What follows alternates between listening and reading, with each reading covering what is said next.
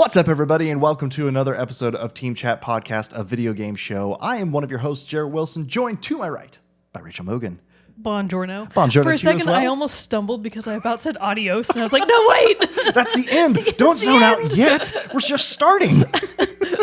Anyways, hello. How's it going? It's going all right. Obviously, Jerrett and I had a super fun time over the weekend, pretending to be our BFF Angela for her birthday / Halloween was so party. fun. We both got to wear luxurious red wigs. It was fantastic. We'll have to throw a picture up in the Discord. One of these days, we should record a whole episode in the wigs. Yeah, that would actually be really funny. That would be not good. mention it. Just do it. Don't bring it up. Yeah, just Don't act like talk it's not a about it. thing. Act like nothing is happening. See how many people we Flip can my hair gaslight around. into thinking that nothing happened. It's a Mandela effect. We've always had this hair. We've always had this hair.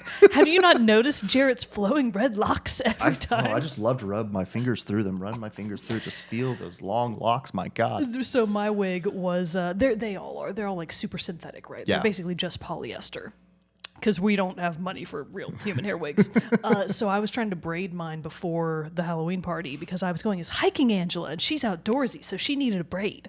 And I was trying to actually brush it with my own hairbrush at home. Oh, no. Impossible. Now do you have a bunch of red hair in your Now I brush? have just chunks of like red plastic threads all tangled up everywhere. Man, don't try to brush your wig. Just Don't do shake it. it out. I don't know how you can maintain them, but don't try a hairbrush. There you go, folks. You thought you were coming for video game fun today, but Instead, instead you're here you for got the wig upkeep. Sweet wig tips. Wig tips with Mogan. Yeah.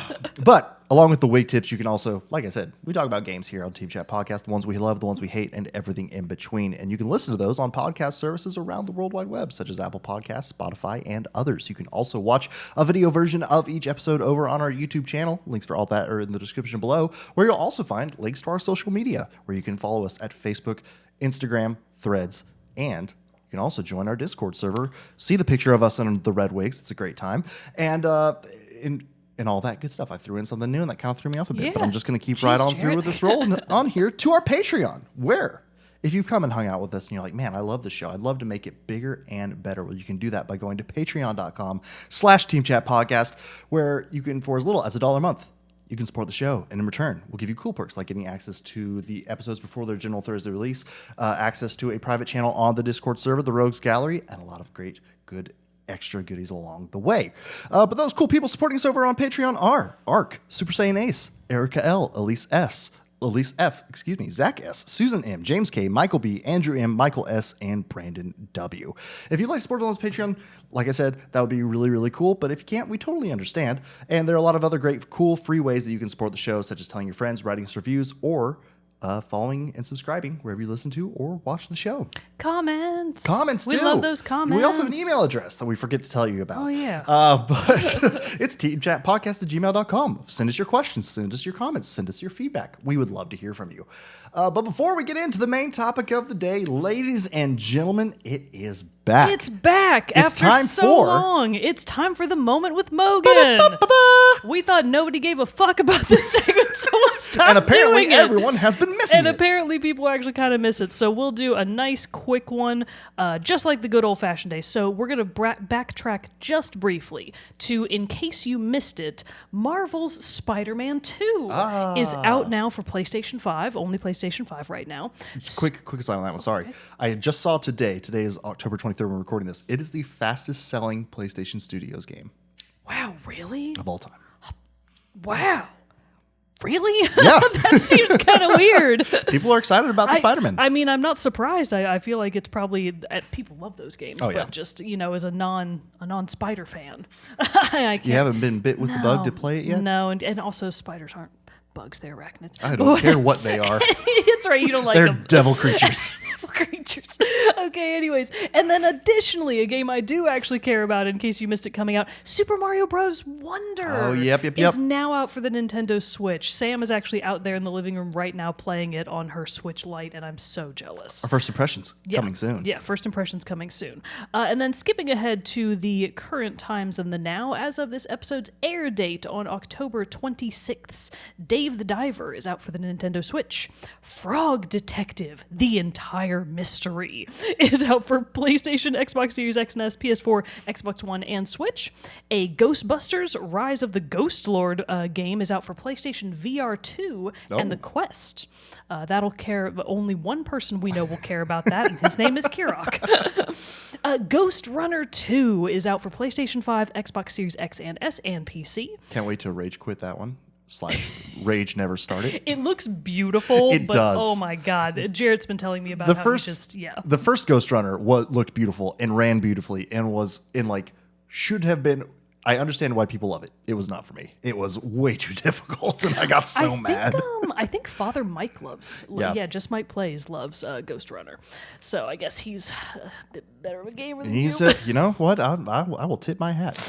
Game recognizes game. A game that I'm actually really interested in, but don't want to play on the Switch, Minako's Night Market, which is like a kind of a cozy-ish, very fall vibes. I don't necessarily want to call it a farming sim because I don't think that's all there is to it. It's more like a life sim. Cozy It's a sim? life yeah, cozy sim game. Minako's Night Market is coming to PlayStation 5, PS4, and Xbox One today as well, October 26th. Pro tip, I have watched reviews about Minako's Night Market specifically for the Switch, and it is apparently dreadfully Switch optimized. Ooh. So this is one of So those not in a games good where way. play it on any platform that isn't the Switch. So that's important to note. World of Horror is out for PS5, PS4, and Switch. Alan Wake 2, a Yeah. game people actually care about, is coming out for the PS5, Xbox Series X and S, and PC tomorrow on the 27th. A game no one gives a flying fuck about. EA Sports, it's in the game. UFC 5 is out for PS5, Xbox Series X and S tomorrow as well. Resident Evil Village is getting an iOS port. Oh, that's right. Because have you seen the stuff that apparently the iPhone 15 can run Oh yeah, like full run games, crazy games. actually yeah. not not But the mobile high versions. quality, Right. heftier games than mobile is usually used to pretty cool. accommodating. But yeah, so Resi Village is out for iOS on October 30th, just in time for Halloween. Good Nice. timing on their part. That's so how I'm is gonna play the okay. So is the Resident Evil Village expansion, Winter's Expansion. So they're both coming to iOS on the 30th. Jusant, which is actually a game that I was kind of interested in. That name sounds familiar. Yeah. Anyways, Jusant is coming for PS5, Xbox Series X and S, and PC on the 31st. So is The Forest Cathedral for PlayStation 5 only. And then getting us into the first week of November, Alien Hominid Invasion, Xbox Series X and S, Xbox One, Switch, and PC comes out November 1st. Song of Nunu, a League of Legends story, is out for all of the major platforms, including PS4 and Xbox One on November 1st. That's everything. Very cool. Don't want to get too far ahead. Awesome. Good crop of games coming out this everything week. out now and coming soon. Very cool. Well, stick around to the end of the episode. I know we brought back Moment with Mogan, but stick around to the end of the episode where we will be bringing back Soundtrack Spotlight as well. So the two old favorites, they're coming back. They're coming back home where they should be. But it is time, though, before we get to those wonderful tunes, not yet. I'm getting ahead of myself, getting too excited for it. You get to listen to my review or first impressions of Assassin's Creed Mirage. Exciting. It is exciting. Mostly exciting for me because I just know that I will never in my life play an Assassin's Creed game. So But you say that. You think this is going to be the one, Jarrett? I'm gonna try to make this. Well, maybe it's for my full Did you review. customize your marketing pitch to specifically go after the demographic that is me? No, because you've been saying you would have played Horizon Zero Dawn had I sold it better. That's true. And this is true. a game that I kind of think, especially with your love of being stealthy and sneaky, you're gonna be about. Okay. So let's go in with an open mind. Nice try, sucker. She's already like, no, I'm zoning out. I'm not ready to listen. I'm actually already. So we briefly talked about this before. I'm not necessarily interested in Assassin's Creed Mirage at all, but it does already have the slightest of hooks in me because of the actress who voices one of the characters. Shorey. Rashawn. Yes. Rashawn is the character. And she's awesome. She's the woman from The Expanse who plays one of Earth's politicians, and she is such an incredible bitch. She's just the best. Well, again, and Rashawn fulfills your need of old grandma characters. Everybody loves a sexy old grandma character. Hell yeah. So it's got a sexy old grandma, and it's got a voice actor, well, an actress that I really love, and her voice is incredible. It is. So I can't imagine that she's botching the job. So are there perhaps kitty cats? Maybe we should start. There are actually. Let's start there. Is There are that in your kitty notes? cats you can pick up and pet them. Okay. And good there you enough. go. Do they get to wear little backpacks and follow you around like in No, Stray? unfortunately not. Unplayable Don't get garbage. to have that. 0 out of 10. Oh man, so Assassin's Creed Mirage came out at actually the beginning of October. So a little later getting to the first impressions of this one. I've have about 10 hours in the game so far. And for those who don't know, this is one takes place. You're playing as Basim, who is a character who was introduced in Assassin's Creed Valhalla, and so this is kind of like his backstory. So it's somewhat of a prequel in a sense, but unlike the last 3 games that have been in the Assassin's Creed franchise, Origins, Odyssey, and Valhalla, this game is way pared back. It's so much smaller. It's a contained story? It's a contained story. Because even though I loved Valhalla and I spent a lot of time in Valhalla, I have bemoaned how just out of place, out of order, the whole story of it felt. I played so much of the game thinking I had to do all this stuff and then realized that there were only free so many of these territories or regions of England, and just ultimately got to the end of the game and realized half of what I did to get to the end of the campaign, I did not need to do. Sprawling and it in was the just bad kind of way. all over the place. So yeah, a little sprawling in a bad way. But with Mirage, Ubisoft said that this one was going to be a return to form, which I was kind of like, we've heard that before. Yeah, you say that every time, because they promote it as as a benefit, as a plus for these games every time. And so I always see it and I get my hopes up, but then true enough, this one does seem like it actually is a return to the original Assassin's Creed formula, which I say is a breath of fresh air. Because while I do love certain parts of Origins Valhalla, that trilogy of games, this does, and as I'm playing through Assassin's Creed Mirage, remind me of a lot of what really sold me and made me fall in love with this series in the first place, which isn't necessarily the gameplay of it. It's more the setting. It's more of and this is kind of somewhat true with all of them, but when they kind of started branching out more into the deeper lore, mythology, characters becoming, slight spoilers for Valhalla, reincarnated versions of gods. It starts kind of getting Things a were little getting crazy. a little out of control. Whereas the very first game starts as you are Altair and you are a member of the Assassins fighting the Templars during the Crusades, and then it does build into the more expanded lore of the ancient civilization who created the world or used to be on Earth and stuff like that. The story of Desmond Miles. There is some stuff there, but it still was very contained in that and you access to the machine, the animus that put you into this your memories of an ancestor. In this case, Altair was Desmond's ancestor, and then you are exploring this older world, and that's what I loved. I loved in the first Assassin's Creed that you were basically in just Damascus. You could go to a few other cities surrounding, and then the assassins' headquarters and stuff like that. But for the majority of the game, you were in Damascus. And so it was all about exploring this big city.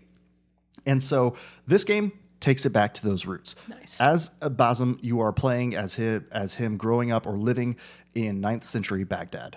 Ooh, 9th century would be help me out with years. That's is that the 9th century? Isn't it it's 800s? a year off, right? Yeah, it's the 9th but I century is can't actually the remember if it's 800s the or something so like we're that. in the 21st century, but we're technically in the 2000s. So if it's the 9th century, it would be the 800s, right? I'm looking.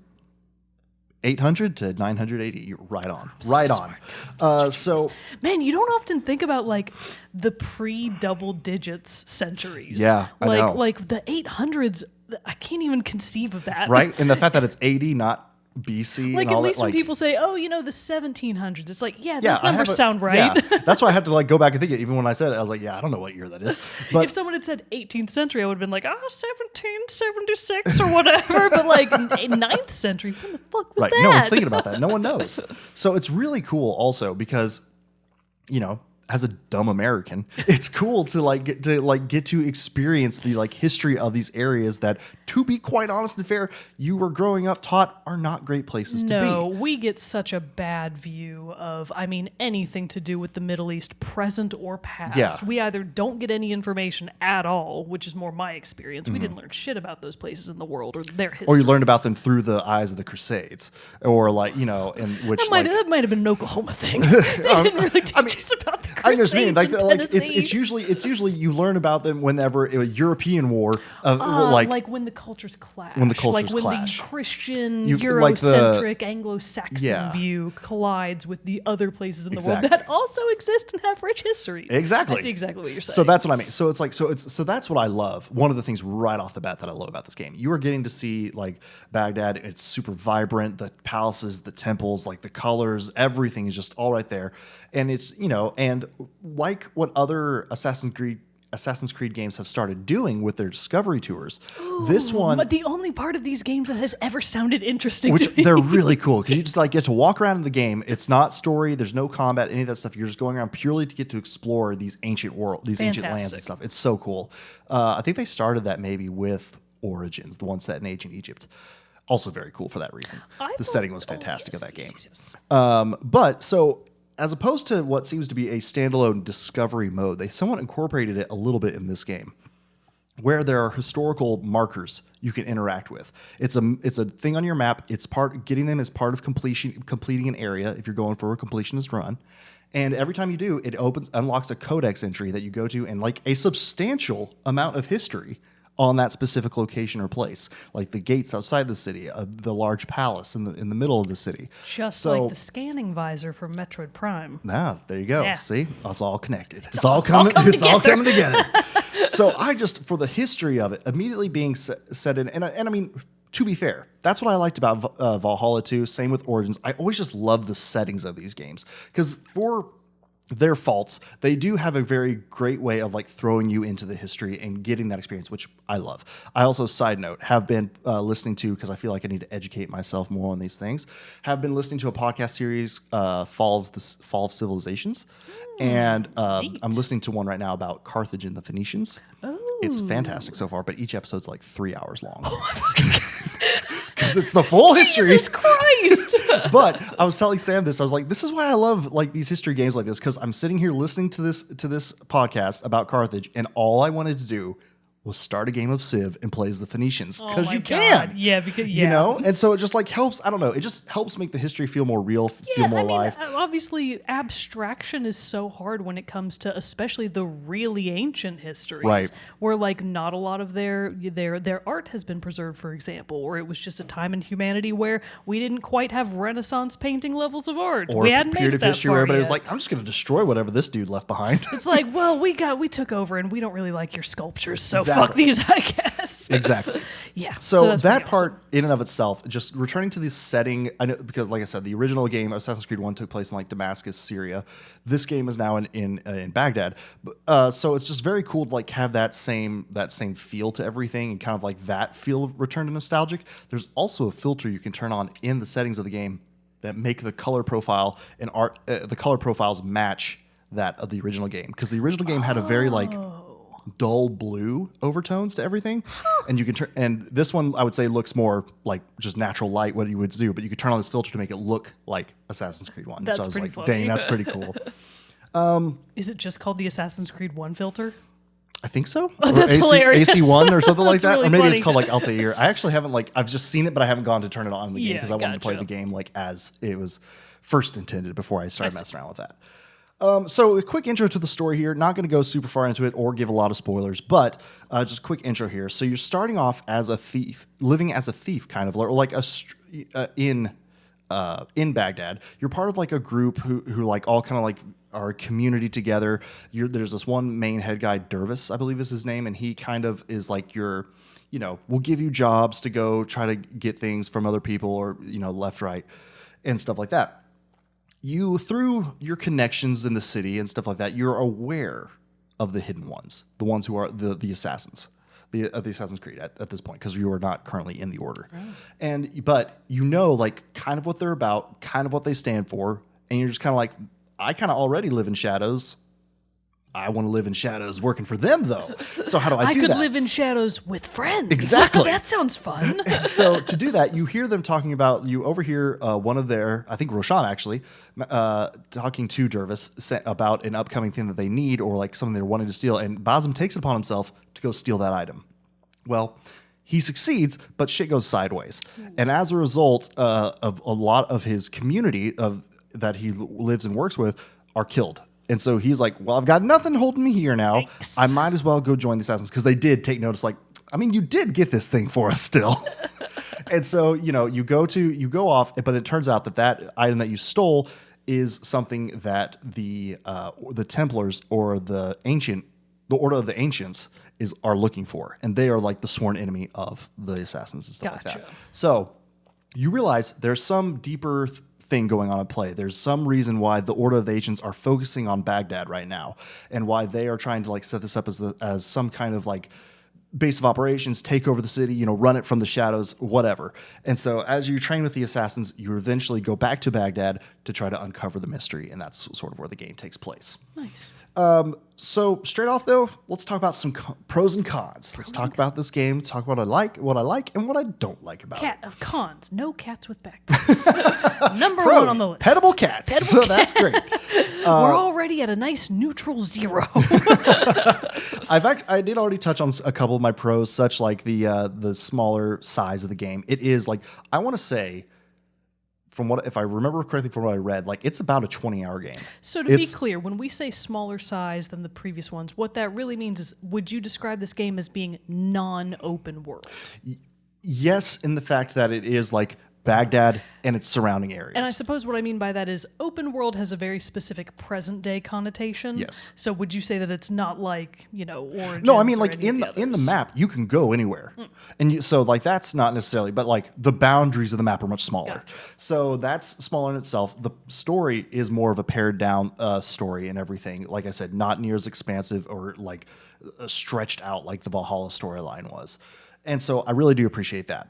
I do think, like I said, I believe it should be like all total around a 20-ish hour experience, I think. I think that's so. More You're actually if- halfway through.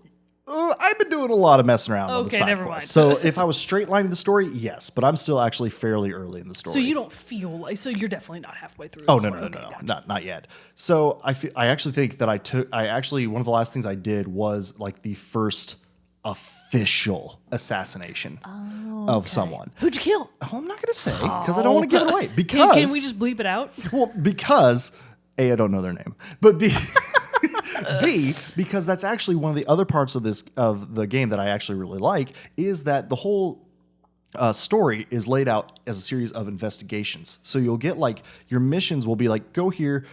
We think there's some information about a guy here, or we think we might find some information. And so your mission is to go then find clues that will help eventually reveal the identity of the person you're needing to eliminate. So it's I kind like of that. I like that investigation aspect. yeah, That's fun. See? Okay. So, but it's like one mission might be getting clue number 1, and then second mission is going to meet this person over here because they will give us more information about clue number 2. Things might not be so streamlined, and you'll have to go raid a fort to steal something from there, or a prison to go free your clue as a prisoner in the and you have to go get them out. So there's a lot of stuff like that, but it's a fun way just to set up the story quests rather than and just kind of like paint a picture of what's going, and then draw have the red pieces of string. Oh yeah, the conspiracy wall. Exactly, Gotcha. kind of like that, to be like, oh, this is how it all comes together. So I really like that aspect too of it. Outside of the size, sorry, just getting back to my notes. Which he took a lot of notes, actually. See, so, Yeah, that's more. some That's stuff more than going I've on. seen either of us write in a long time. Let's see. Like I said, I enjoy the location, the priority on stealth, and this is where I feel like the game really does hold true to its promise of this is going back to basics of Assassin's Creed. I'm gonna really listen. I'm gonna focus. Because it really is, stealth is the way you got to go. If you try to like bust out and just like run up to somewhere and attack guards and stuff like that, you're going to have a bad time. More of them will overwhelm you. You don't really have a good, at least where I'm at in this stage, you can't really handle more than like 1 or 2 guards or you get overwhelmed. So not a lot of crowd control. Not a lot of crowd control. I know eventually I should be able to get like smoke bombs, stuff to like cause diversions and things like that. Just not up to that point yet.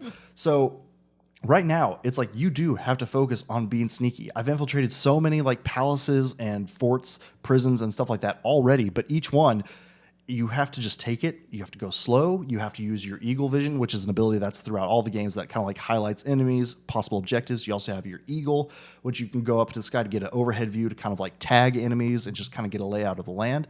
But yeah, if you mess up, you can sometimes recover, but other times they're immediately running for an alarm and the whole garrison comes at you and you have to and then you have to just run, try to hide somewhere. Or just die and restart if they get you too much. But it really is back to all of that. You want to be as sneaky as possible, which is a far cry difference from how Valhalla it could give two shits. I mean, for God's sake, you were Vikings. Yeah. The Vikings are not known for their stealth tactics. Exactly. So, I kind of feel like that. So especially Valhalla was the one where I was like, I don't really feel like I need to be assassinating or trying to be stealthy. I could sneak up to people, sure, stab them with my hidden blade and get the job done. But there was no incentive for that necessarily. Because honestly, because of how the combat system was in that game, it was more fun to just straight up fight. And so this one takes it back to where, you got your single hit assassinations on your big targets. It doesn't really matter. You don't have to like upgrade that ability to make that happen like you did in some of the other ones. So it really is on like getting your tools, making sure you have some like health, throwing knives, understanding your environment to be like, ooh, can I throw a throwing knife, cutting this rope, dropping a huge deal of rocks or jars or pots on somebody and killing them, or just causing a distraction so I can sneak around? Because a lot of times this is happening in a really public place, and if you just straight up knife a guard, people are going to notice and kind of freak out, and they will freak out. They'll yell and scream and run and all that stuff. Then you have to run, or they'll call guards and who will come attack you and stuff like that. So it really keeps you on your toes and looking all around. Like, it's taken me time. I'm also playing on the harder difficulty, which means that there is like a shorter detection window. Pickpocketing's a little bit harder, different stuff like that. So I know that might influence it a little bit, but I'm loving that it's forcing me to be like, okay, I got to think about this. I can't just go in all willy-nilly like I'm used to in Valhalla. I got to take my time. I got to plan my steps. I got to figure out the path to go, and if it fails, recreate my steps to try to get farther and farther along. And so I'm really enjoying that. I mentioned pickpocketing. That is kind of making return. I don't remember in the first game if it was like you had to do like a quick time event to it, or you just had to like walk up to somebody and try to like brush by them, steal their thing, and just kind of keep going. This one, you have to, identify someone who can be pickpocketed, sometimes through eagle vision, sometimes just by walking close to them, the pickpocket like alert pops up. Oh, okay. And you hit the button. It will then you'll see an outline appear of it's like a square on its ends, like diamond shape. And then once it appears, like a second after that, a moving bar like closes in on it and you have to hit it right. Okay. But gotcha. It is so tiny. There's like no room for error on that. And if you fail, the person will be like, whoa, what are you doing? And like call for guards and stuff like that. And you got to run or you got to fight. Oh boy. Since you're have to do so much running and hiding and stuff like that, there also are way more of the original hiding places like what were in the first Assassin's Creed. Sure, you got your hay bales. You've got benches and stuff that you can sit down on to blend in with the environment and stuff like that. But there's also played Hitman. I know how to blend in. But there are also like rooftop. It's like a pergola kind of thing. It's not the right name, but it's just like it's like a booth that has like curtains on the side of it and the stuff that are up on the rooftops, and you can like jump in and hide in one of those until people cross by and stuff like that. So I don't know. Like, granted, like I said, I'm fairly early on, but so far all of these things, and as like uncovered new bits and like going through this, eavesdropping missions are back. Ooh, for better or worse. I do enjoy gossip. So a lot of times to like understand what you need to go to a location, but then you have to find someone who is like talking to someone else, and you have to get to like a certain distance from them, listen to their conversation to get more information on what to do next. So that's back. That was not in Valhalla at all. That took way too much time. That one actually, I don't think the eavesdropping has been in a Assassin's Creed game for quite a while. So that is one of the older mechanics that they did wind up bringing back. Who do you think in the boardroom at who makes Assassin's Creed? Ubisoft. Who do you think at Ubisoft was like, excuse me, like piping up from the very back, like, I think we should bring back eavesdropping. What's that? We can't hear you. It's like, that's my point exactly, sir. You're gonna have to get closer. Secrecy. So I've really enjoyed seeing all these things come back. I've talked about the combat a little bit. It is also pared down. in Valhalla, Origins, Odyssey, like you would be doing insane amounts of damage. It would be showing damage numbers going to health bars. You'd have like some combos and different things that you can work out.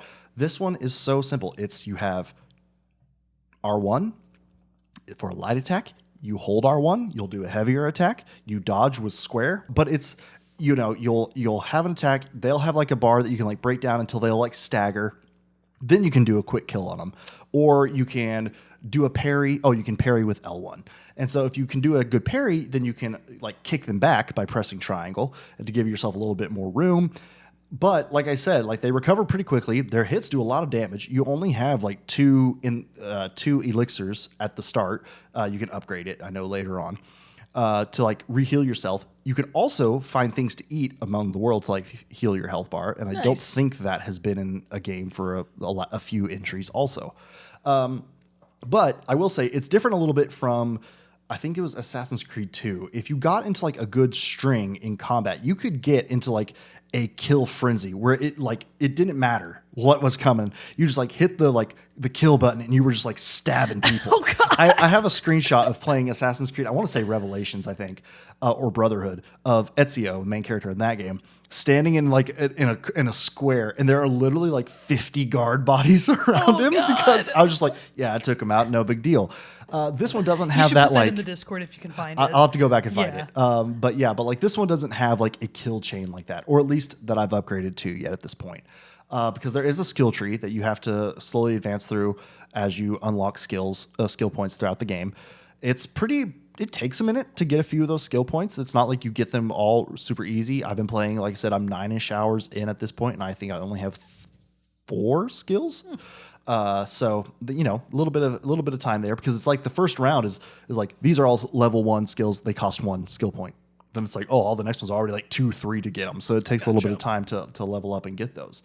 One thing I also like about this game, in contrast to a few of the other versions, is that there is crafting and like upgrading of your equipment, but it's different. Whereas it's not like in Valhalla where you just had to be like scrounge around and find all the crafting things that you need to just go to and make the weapon.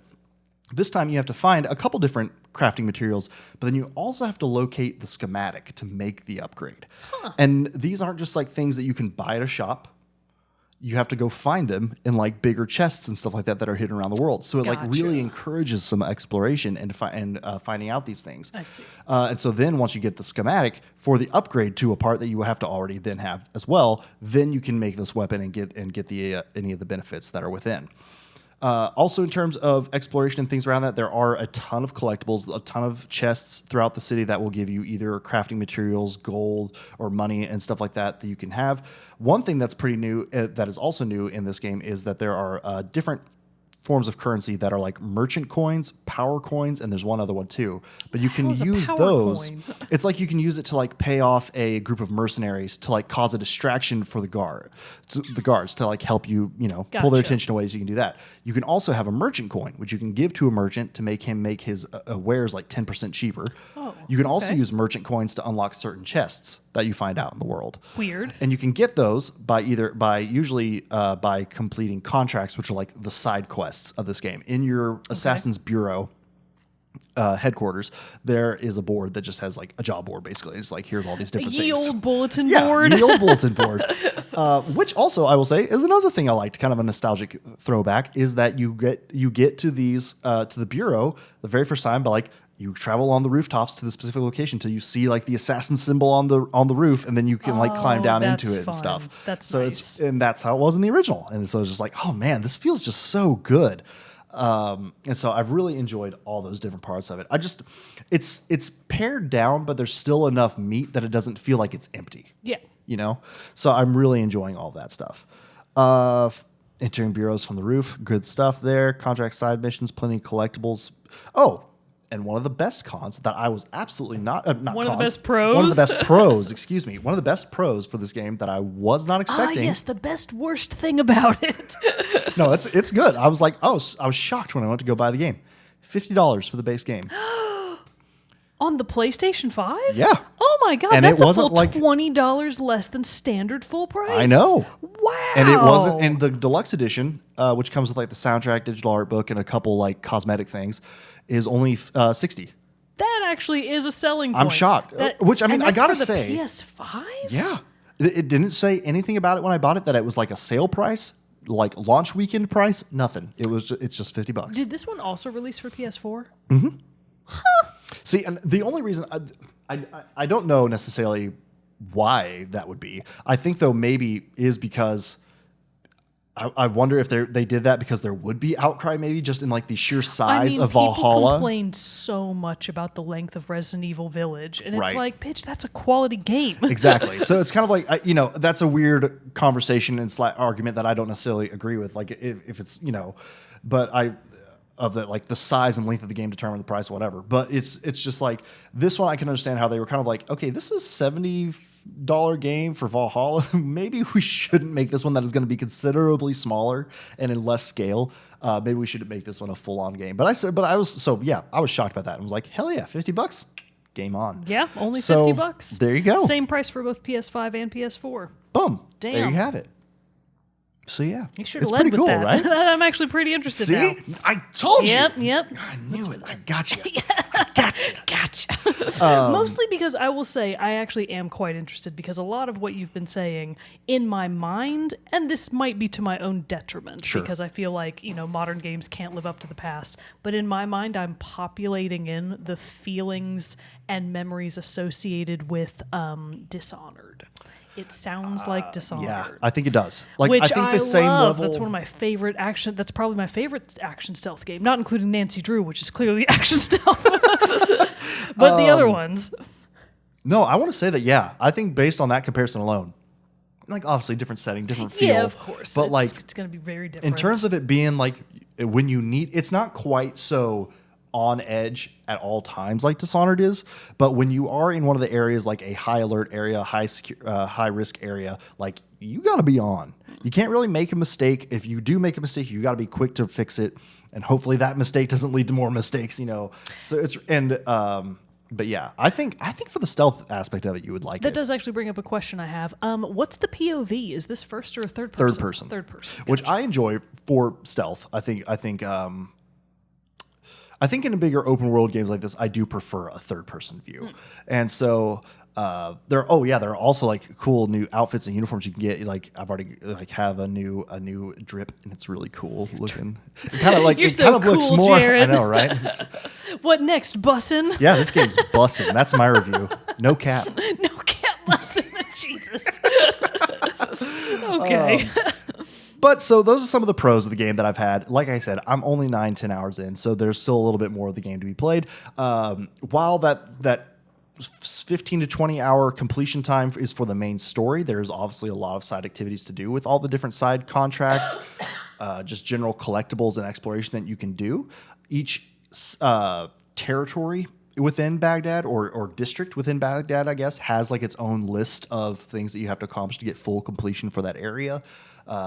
Pet all So that was- cats. Yeah, pet all the cats, pickpocket everybody. So it's a lot of great variety in terms of what you can do to explore the city. So I think it's already pulling me in so much. I'm not gonna promise a platinum, but I'm definitely gonna not like try to not get trophies. So like at the end of the game when I do finish, I'll be like, Just could I see do how it? many you Could I have do left. it? Yeah, because I am having a lot of good fun going around and exploring all the different areas. And obviously, it's probably got to be way easier to platinum a game that isn't 80 hours commitment, right? Well, and two, I don't think, unlike the first Assassin's Creed, there were these there's flags in the first Assassin's Creed, feathers in the Assassin's Creed 2 that you would have to collect, and that was part of like getting 100% completion. But there were like 100 of them. Oh, Jesus.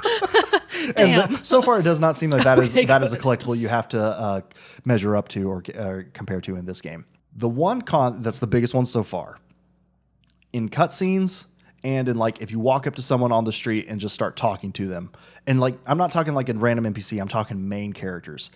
The animation, like facial, is not good. Not great. It looks a few years old. Well, so define a few years old. Is that like Mass Effect Andromeda bad? No, Okay. not like that. But it is like there's just not a lot of emotion in their faces. Oh, And I feel like, especially after we've gotten games like Horizon Forbidden Forbidden West, for example. Like, I thought that game was like you could talk to a random person in a village, or you're talking to a main character companion, and like they were beautiful. Like, Unless you were on you would PS4 see emotion and had some of the. I mean, when they worked beautifully. Oh, when really? they didn't work, they didn't work. Oh no.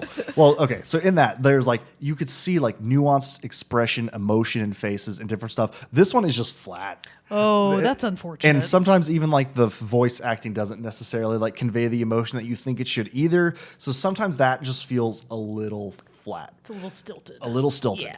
Granted, that's not. It's fine because it's in that sense. The actual like when you're out in the city of Baghdad playing, so good. Like the parkour is very smooth. The running around, everything about the city looks and feels great. It's just when you're doing like cinematics, you're like cutscenes. Even I will say, full on cinematic sections are better. But like a quick little like cutscene, or you're just like you walk up to a merchant in a shop and are talking to them. It's just kind of like, oh man, this feels like it's like a little few years behind. I mean, which is surprising because Valhalla wasn't that way. Yeah. So it's kind of weird that would somewhat revert. Remind me, does the Assassin's Creed teams work on like a rotating schedule where one of them takes one game while one of the other teams takes the next game? I believe it is a rotating schedule. Maybe like that. That's part of why that. But you would think they would share assets. Maybe like they are like still put a all parent the good company. People in the Valhalla one. Or it could just be a case of turnover. Teams. The video game industry is brutal. There's a lot of churn there. Or also too.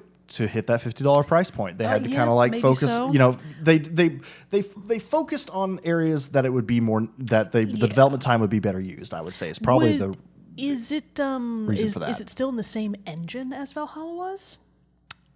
Good question. I'm not totally sure. I think it is. I feel like whenever weird shit like this happens, like between the same games of like relatively the same generation, I'm gonna look because now I'm curious. Yeah, well, just some thoughts. My point is, even with that being said, I don't feel like Assassin's Creed, at least in my mind, is the kind of game where kind of janky facial animations are going to be a make or break deal for me. Yeah, and it sounds like it's pretty ignorable. And it's not. It's not a make or break deal for me. I was just kind of like, after having come off of games like Jedi Survivor or even in the series Valhalla, I was kind of like, oh, this kind of stands out a little bit. Yeah. And so, not in the best way. I mean, anytime you notice something like that, it means that something has already gone wrong. Right. So that's unfortunate, but not a deal breaker. So Valhalla was on Anvil Next and Anvil Next 2.0. Anvil Next. I've never even heard of it. Because I think they're Ubisoft. Oh, engines. they're proprietary? Yeah. They probably definitely didn't switch to a different one then if it's proprietary. Anvil Next. So yeah, it's the same engine. Huh, weird. So I don't know. But I was also like, okay. But again, not the end of the world because at the end of the day, I'm there to like walk the streets of Baghdad. Yeah, and, you're not there to chit chat with people. Exactly. You're there to kill. I mean, there's the times, but I'm also like, it's fine. It's whatever. I've played so many games where that have similar quality of this, and it was not a game-breaking experience for me. I have played the Nancy Drew games. No other game can have worse facial animations. They kind of feel like, I will say, it's like Dragon Age Inquisition. And that game came out in 2014. Granted, Dragon Age Inquisition at the time I thought had fantastic facial animations. So it's like meet in the middle ground somewhere. It's like, 2017, 2018. I mean, exactly like you said, to get games that are more affordable and that are more contained experiences, that's fine. I don't care. I can ignore that. Yeah. So not a huge thing, but I still just wanted to point it out because it was like in the first scene, I was like, oh yeah, nope, I see it. Very important question. Oh, no, please. Oh, no, go ahead. No, please. I was just going to say, like, not the greatest, but not game breaking by any means. Good. You haven't talked at all about the soundtrack yet. Oh, it's good. Yeah, you got to tell me about that. First of all, who's the composer? Ooh, you know what? I haven't really listened to it yet because I wanted to, as my normal thing, wait until the you don't end of the game. Man, see, I always listen to the soundtrack first. I love to play the game, experience the music in the game, and then go back after and listen to the soundtrack. Brendan Angelides? Angelides? God, I hope it's one of those two. That's the best I've got. Nice. But what, like the main theme of it, though? His profile picture looks like Inigo Montoya? Yeah! Doesn't that look like him, though? Oh, hell yeah. Yeah, it really does. But no, the of what I've heard, like the main menu theme, fantastic. Just has those Middle Eastern themes and everything that are just sound so good. I am excited to hear because that is one of the things of the Assassin's Creed series that I am super always pumped about, is to hear the new version of Ezio's family, which is like the main theme. Gotcha. Haven't quite heard it come through all the way yet, so I'm waiting for that. / waiting for it just to be finished to go listen to it. I might have to break though my rule and go listen to it early because I love hearing those new versions. My favorite one, I think overall. I mean, the original one from Assassin's Creed 2 is just so good. But I want to say my runner-up is the Assassin's Creed Origins. Oh, okay. Ezio's family. So good. But no, soundtrack is fantastic as well. But yeah, listening to wait until I complete the game to hear a more thorough review on the soundtrack, I would say. But I mean, like I said, I'm only 10 hours in. I don't have a ton of stuff to say about it. So that really is the conclusion of my first impressions, I would say. Overall, I think it's a great time. I do think it hits the old notes of the previous games in all the right ways. I'm glad to have a more contained story that I don't mind digging around doing all the side quests in, because I know I don't have 80 more hours of story that I have to complete first. So it's a great time. I'm having a really good time with it. Everything about it is coming together really well. And so hopefully that will hold true for the rest of my gameplay. Yeah. And I won't come back in the review and be like, well, shit turned. Sorry, guys. I'm deleting my first impressions from the episodes because Be the I first no episode longer we've ever stand by deleted. anything I say. Well, I have to say that is probably the most compelling argument you've ever made for me personally. See, I for an just fine Assassin's tune it. I Creed had to game. fine tune the review. But now that could be, is Jerrett maliciously and intentionally leaving out information because he knows I'll be displeased by it? I want people to enjoy Remains the game. to be I seen. wouldn't recommend a game that I knew you would not enjoy. But I am quite interested, mostly by the stealth aspect, because obviously action stealth is one of my favorite genres of games, always has been, always will be, and when it's done really well, it is very fun and satisfying. Oh, yeah. And just, like you said earlier, knowing that it's not a 50-plus hour experience is already like, I feel the pressure leave my body. Right? You're like, oh, it's I like, could play thank that. God, I can just have a fun time with the game for once. That sounds like such a relief. Because if I handed you Valhalla and said, you're going to like this, you would... No. For starters, I would have been like, well, first of all, the Vikings don't have nearly enough kitty cats on their boats with them. They had plenty of kitty cats in Valhalla that you could How pet, though, else I are they gotta say. controlling the rats? They need the boat cats. Well, that's the Black Plague for you, everyone. Anyways, very good first impressions. I am certainly intrigued, and I will keep my eyes peeled for holiday sales. Very cool. Because if it's already only $50, things I can bet by Black Friday it'll get things it'll can be a only nice get little better sale for price. Black Friday. So I'll keep my eyes open for it. And I will say I am very excited, since we do know that Basim is a character in Valhalla. I'm excited to see the events of this game, where it how leads into each other and stuff like that. Gotcha. So all in all, having a great time. But yeah, that concludes my first impressions, which means It's time for the return. a soundtrack spotlight. Wow. So we're gonna do it a little bit different from how we used to do it in the past. Whereas we won't end officially the episode with it. We're going to listen to it for a little bit here. I'll tell you the hint. We'll play the snippet of the song, and then we'll talk about it a little bit, and then we'll send you on your way. Again, just trying to do the best we can to navigate around the fair use laws and all that stuff. But if you would like to partake in the soundtrack spotlight contest, whatever you want to call it. I don't know why I tripped up on that word. But all you got to do is respond in our Discord, comment wherever you're listening to or watching the show. Instagram, Twitter, whoever gets to it first. The first person to correctly guess the game, not necessarily the song title. If you know the song title, well, that's bonus points. But if you can guess, the first person to correctly guess the game will then get to submit a soundtrack for us to use in the next episode or in a future episode. And if you can't think of a hint for your game or your soundtrack that you're wanting to spotlight, that's fine. Just, we can always think of something. But if you do have a hint that you want to put out there, obviously that's ideal. Right. So hopefully this will be fun to have this back in the show, all that stuff. So without further ado, let's get into the first one. Ready. The hint for this week's soundtrack spotlight is: this cover of an American folk song plays during the end credits of which game, bringing the horror's witness during the game full circle? Bringing the horror's witness? Yeah. Oh, okay. Yeah. All right. It's a horror, scary game. Oh, gotcha. Okay. The song kind of it was one that you just kind of as you're sitting there being like, oh shit. as you hear this song playing, because you're like, I saw some crazy shit. Oh, I see. All and right, now see. this is really just making me think about it. Well, and let's see if the internalize it. song actually does make me think about the horrors. Let's do it.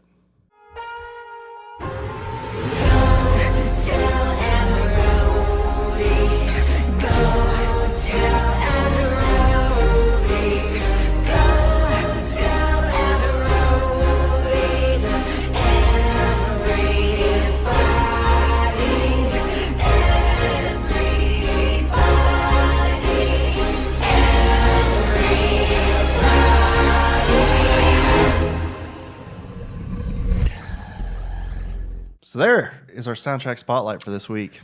Creepy. It is creepy. It's pretty creepy, bro. Yeah, it's got like a lot of like the classic horror like strings like like to like really raise that tension and I everything. like it when you can't tell if sort of like, for lack of a better word, the wailing noises. Yeah. If they're The actually wailing, that's a the better wailing, description of it, like yeah. if those sounds are being created by instruments, because in some of the cases of this song, they're so distorted that it's hard to tell if it's being made by like an electronic source or is Right. an acoustic source. So or vocals that's- being yeah, or like distorted. vocals. So anyway, first person to guess the name of the game will get to choose the next soundtrack spotlight for next week. So we'll leave you with that, everyone, to think about and ponder before the next episode. But until then, everybody, I'm one of your hosts, Jerrett Wilson, joined to my right, Rachel Mogan. Adios. We'll see you all next time.